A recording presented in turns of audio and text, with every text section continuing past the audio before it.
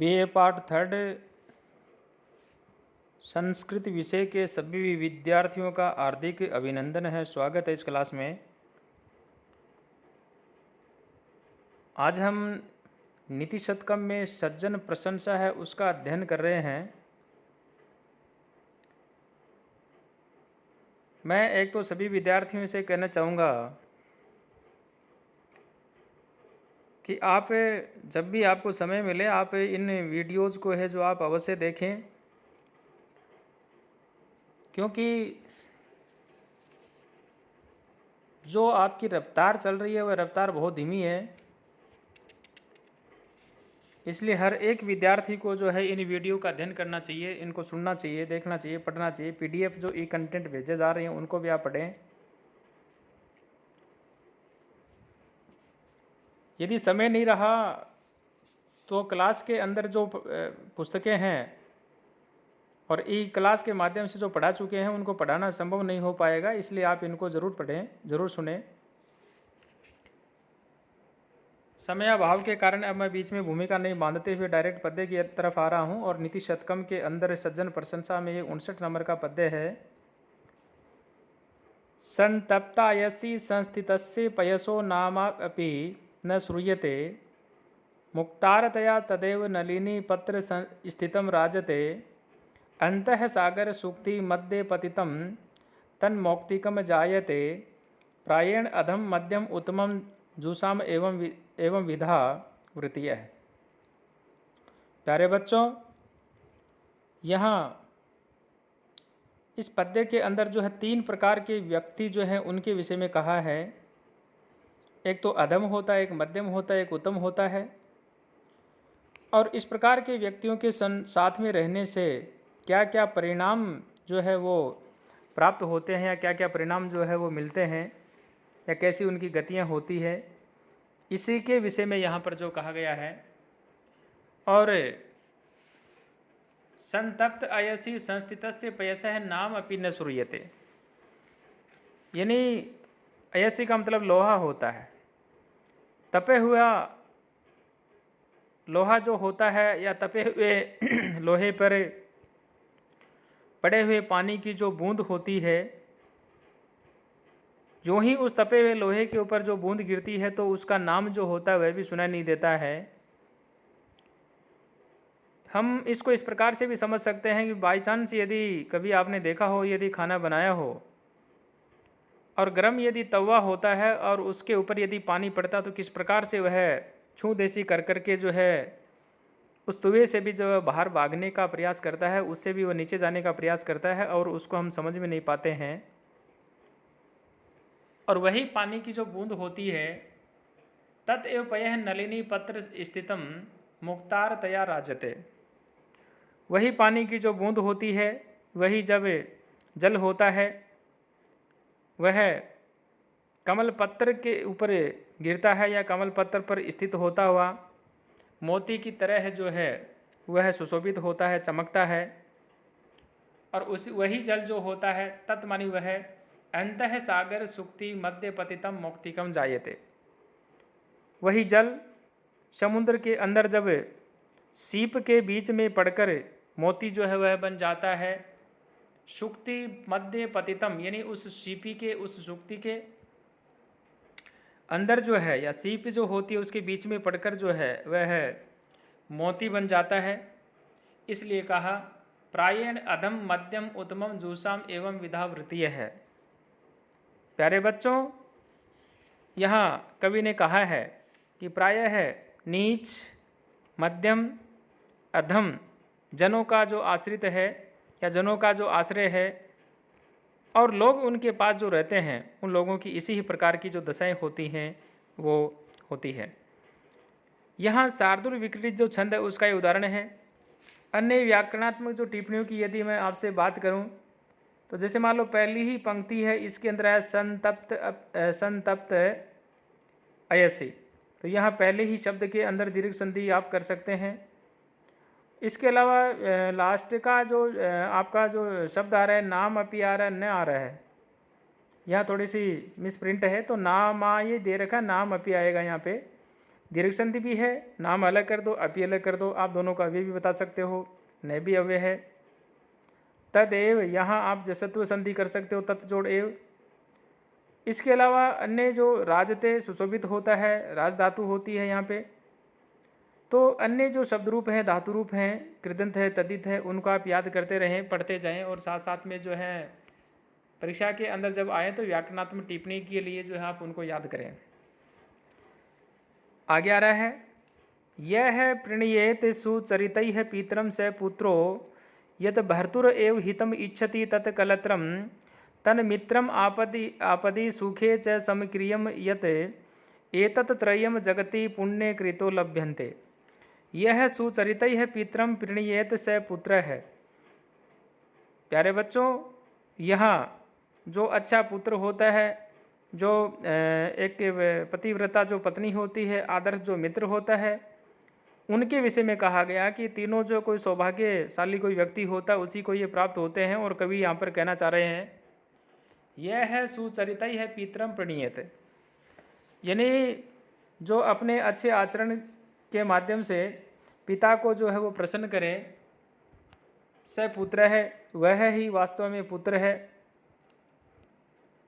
यत भर्तु है एवं हितम इच्छति, जो पत्नी या जो स्त्री पति का ही हित चाहती है वह वास्तव में श्रेष्ठ पत्नी है, सही पत्नी है, वही सपत्नी है।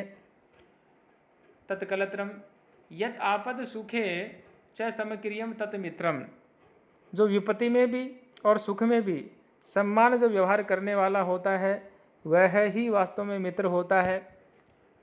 जगति पुण्य कृत है एतत् त्रयम लभ्यन्ते, जगति माने संसार में इन तीनों को जो है कोई पुण्यशाली लोग जो होते हैं वो ही इनको प्राप्त करते हैं। हर किसी व्यक्ति को जो है तीनों जो है साथ में प्राप्त नहीं हो सकते। बसंत तिल का छंद जो है इसका उदाहरण है, उगता बसंत तिल का तब जा जगों गया है। व्याकरणात्मक टिप्पणियाँ आप इनके अंदर जो है साथ साथ करते रहें। और अब आगे जो पद्य है यहाँ पर हम बढ़ रहे हैं। यहाँ पर कहा, नम्रत्वेन उन्मन्तः परगुण कथनैः स्वान् गुणान् ख्याप्यन्तः स्वार्थान् सम्पादयन्तो वितत पृथ्युत तर आरंभ यत्नः प्रार्थे शान्तेव आक्षेप रुक्षाक्षर मुखर मुखान् दुर्जनान् दूष्यन्तः सन्तः साचर्यचर्या जगति बहुमतः कस्य न अभ्यर्चनीयः। नम्रत्वेन उन्मन्तः परगुण कथनैः स्वान् गुणान् ख्याप्यन्तः प्रार्थेन वितत पृथ्युतर आरभ यत्नः स्वार्थान् सम्पादयन्तः आक्षेप रुक्षाक्षर मुखर मुखान् दुर्जनान् शान्ता एव दूष्यन्तः स आश्चर्यचर्याः बहुमताः सन्तः जगति कस्य न अभ्यर्चनीयः। यहाँ सज्जन जो होते हैं उनके स्वभाव की विशेषता जो है उनके विषय में कहा है और कवि जो है उनका वर्णन करते हुए कह रहे हैं, नम्रत्वेन उन्मन्तः परगुण कथनैः स्वान् गुणान् ख्याप्यन्तः।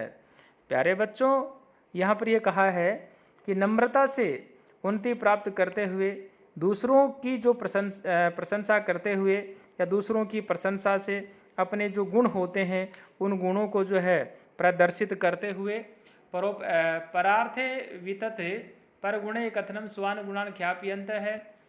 इसमें यह कहा गया है कि दूसरे व्यक्तियों के गुणों की प्रशंसा करते हुए या दूसरों के गुणों की प्रशंसा करते हुए अपने जो गुण होते हैं उन गुणों को भी जो है वह वहाँ प्रदर्शित कर सकते हैं। तो इसलिए दूसरों के जो गुण हैं उनकी प्रशंसा करते हुए अपने गुणों की प्रशंसा करते हुए। परार्थे वितत पृथुर आरंभ यत्नः स्वार्थान् सम्पादयन्तः है, यानी इस प्रकार से जो परोपकार के लिए अत्यधिक प्रयत्नशील होकर के सचमुच में वास्तव में ऐसे जो स्वार्थ जो होता है उसको वो जो है सिद्ध कर लेते हैं, संपादयन्तः सिद्ध कर लेते हैं। आक्षेप रुक्षाक्षर मुखर मुखान दुर्जनान क्षांता एवं दुष्यंतः है स आश्चर्यचर्या बहुमता संतः जगति कस्य न अभ्यर्चनीय है।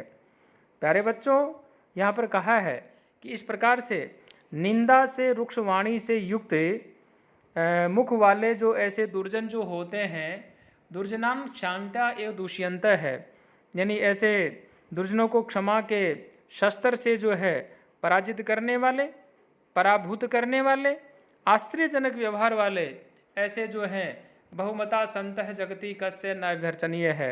ऐसे सम्माननीय जो सज्जन होते हैं, ऐसे सज्जन व्यक्ति जो होते हैं, ऐसे जो महापुरुष जो होते हैं, वो किसके लिए वंदनीय नहीं होते हैं, यानी उनका सभी जो है मान सम्मान करते हैं।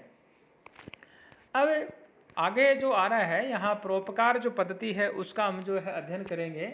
और इस परोपकार पद्धति के अंदर जो है भर्तृहरि ने जो है यहाँ 10 पद्यों का इसके अंदर वर्णन किया गया है, उन्हीं का हम अध्ययन करेंगे। और कहा भवंती नम्रास तर्वः फलोदगमई है नवाम्बुभिर दूर विलंबिनो घनाः अनुद्धताः शतपुरुषाः समृद्धभिः स्वभाव एव ऐसे परोपकारिणाम। प्यारे विद्यार्थियों, परोपकारी जो होते हैं उनका ऐसा स्वभाव होता है, यही बात यहाँ पे कही गई है। और कहा तर्वः फलोदगमई है नम्राः भवन्ति ही। तरु तरु तर्वः बहुवचन हो गया, यानी जो वृक्ष होते हैं फलोदगमई है, फल आने पर, फल लगने पर, नम्राः भवन्ति यानी वो झुक जाते हैं। घनाः नवाम्बुभिः ही, घन का मतलब बादल होता है, नव माने नया, अम्बु माने पानी। घना नवाम्बुभिः ही, बादल नए जल से जो है दूर विलंबिनः भवन्ति यानी नीचे तक जो है झुक जाते हैं। शतपुरुषाः समृद्धिभिः अनुदताः भवन्ति ही, शतपुरुष जो व्यक्ति होते हैं वो भी समृद्धि से या समृद्धि प्राप्त करके भी वो हो गर्व से रहित हो जाते हैं। परोपकारी नाम ऐसे एव स्वभाव है भवति। प्यारे बच्चों, यहाँ पे कहा कि परोपकारी जो लोग होते हैं उनका यह स्वभाव होता है, या उनका इस प्रकार का जो है वो स्वभाव होता है। यहाँ इस पद्य के अंदर कहा श्रोत्रम श्रुतेनेव न कुंडलेन दानेन पाणिर न तु कंकनेन विभाति कायः करुणपराणाम परोपकारै न तु चंदनेन। करुणापराणाम श्रोत्रम श्रुतेन एव विभाति न कुंडलेन पाणि ही दानेन विभाति न तु कंकणेन कायः परोपकारै विभाति न तु चंदनेन। प्यारे बच्चों, यहाँ ये कहने का प्रयास किया गया है कि परोपकारी लोग जो होते हैं उनकी किस प्रकार से शोभा होती है और उनके लिए कौन कौन सी जो वस्तुएं होती हैं वो उनका आभूषण का कार्य करती है, ये बात कही गई है। करुणा प्राणाम श्रोत्रम श्रुतेन एव विभाति ही, यानी जो करुण लोग जो होते हैं, दयालु लोग जो होते हैं, उन दयालु लोगों के कानों की जो शोभा होती है वो शास्त्र श्रवण से ही होती है। और कुंडल इत्यादि जो होता है उनसे, या कुंडल इत्यादि न कुंडलेन यानी कुंडल इत्यादि पहनने से कानों की शोभा नहीं होती है। पाणि ही दानेन विभाति न तु कंकणेन कायः परोपकार विभाति न तु चंदनेन। अर्थात उनका हाथ जो होता है वह दान से सुशोभित होता है, कंकण से नहीं। शरीर जो होता है वह उपकारों से सुशोभित होता है, चंदन इत्यादि जो है उसके लेप से जो है वह सुशोभित नहीं होता है। अगला जो पद्य है इसके अंदर सज्जनों की परोपकार में जो है स्वाभाविक प्रवृत्ति होती है, इसी का वर्णन करते हुए यहाँ पे कवि ने कहा है पद्माकरम दिनकरो विकचम करोति चंद्रो विकासयति कैरव चंक्रवालम न व्यर्थितो जलधरो अपि जलम ददाति संतः स्वयं परहिते विहिता वियोगः। प्यारे बच्चों, यहाँ जो परोपकारी व्यक्ति होता है उनका किस प्रकार का स्वभाव होता है उसी का वर्णन करते हुए कवि ने कहा है। और उदाहरण दिया यहाँ पे दिनकर है, यानी जो सूर्य भगवान होता है उसके लिए कहा दिनकर है पद्माकरम विकचम करोति, यानी सूर्य जो होता है बिना याचना के ही कमल वन जो होता है उसको खिला देता है। चंद्र है कैरवम चक्रवालम, और चंद्रमा जो होता है वह कुमुदिनी जो होती है उसका समूह जो होता है उसको वह विकसित करता है। जलधरम यानी जो बादल होते हैं वो भी न व्यर्थिता जलम ददाति, यानी बादल जो होते हैं वो भी बिना याचना के ही सबको वर्षा पहुंचाते हैं या सबको जल जो है वो देते हैं। संतः स्वयं परहिते विहिता वियोगः भवन्ति, सज्जन स्वयं ही परोपकार में जो है प्रयत्नशील होते रहते हैं, स्वयं ही परोपकार करते रहते हैं। और आज का जो हमारा वीडियो है इसके अंदर जो है ये सेकंड लास्ट पद्य आया और यहाँ पे कहा एते सत्पुरुषाः परार्थघटकाः स्वार्थान् परित्यज्य ये सामान्यस्तु प्रार्थम उद्यमभृतः स्वार्थ विरोधेन ये तेमी मानुष राक्षसाः परहितं स्वार्थाय निघ्नन्ति ये निघ्नन्ति निरर्थकं परहितं ते के न जानीमहे। प्यारे बच्चों, यहाँ दूसरों के प्रति जो व्यवहार है वह मनुष्य को किस प्रकार से करना चाहिए, इस प्रकार से मनुष्य जो होते हैं उनकी 4 प्रकार की जो श्रेणियां हैं, 4 प्रकार की जो कोटियां हैं, उनको ध्यान में रखते हुए कवि ने यहाँ उन्हीं का वर्णन किया गया है। आइए हम उसका अध्ययन करते हैं। ये स्वार्थान परित्यज्य परार्थ घटकाः एते सत्पुरुषाः। प्यारे बच्चों, यहाँ पे कहा है कि जो स्वार्थ छोड़ करके परोपकार करते हैं वो सत्पुरुष होते हैं। ये तो स्वार्थ विरोधेन परार्थम उद्यम भृता है ते तो सामान्य संति। जो स्वार्थ के कारण या स्वार्थ के वशीभूत होकर के दूसरों को हानि पहुंचाते, जो क्षति न पहुंचाते हुए परोपकार करते हैं, वे सामान्य श्रेणी के लोग होते हैं। ये स्वार्थ है परहितम निगृहन्ति ते अमी मानुष राक्षसाः सन्ति। जो व्यक्ति स्वार्थ के लिए दूसरों को हानि पहुंचाते हैं, ऐसे व्यक्तियों को मनुष्य रूपी राक्षस कहा है। और लास्ट में कहा किंतु ये निरर्थकम परहितम निघ्नन्ति ते के न जानीमहे। परंतु जो बिना कारण के ही परहित जो होता है उसको नष्ट करते रहते हैं, वे कौन से व्यक्ति होते हैं या वे कौन हैं, ये हम नहीं जानते हैं। शार्दुल विक्रीडित छंद का उदाहरण है और आप सभी जो है इनको याद करेंगे, ऐसी मैं सभी से अपेक्षा रखता हूँ। और अब जो है आज ये लास्ट का पद्य आया और यहाँ पे जो हमारा प्रसंग जो चल रहा है एक परोपकार पद्धति का, उसी के अंदर जो है एक आदर्श जो मित्र होता है उसके क्या लक्षण होते हैं उनको आप सुनिए। परीक्षा के अंदर भी जो है इनमें से अनेकों बार क्वेश्चन जो है वो आता रहता है। चलिए हम अध्ययन करते हैं। पापा निवार्यति योजयते हिताय गुह्यम निगुह्यति गुणान प्रकटीकरोति आपदगतं च न जहाति ददाति काले सन्मित्रम लक्षणम इदम प्रवदन्ति सन्तः। पापात् निवार्यति हिताय योजयते।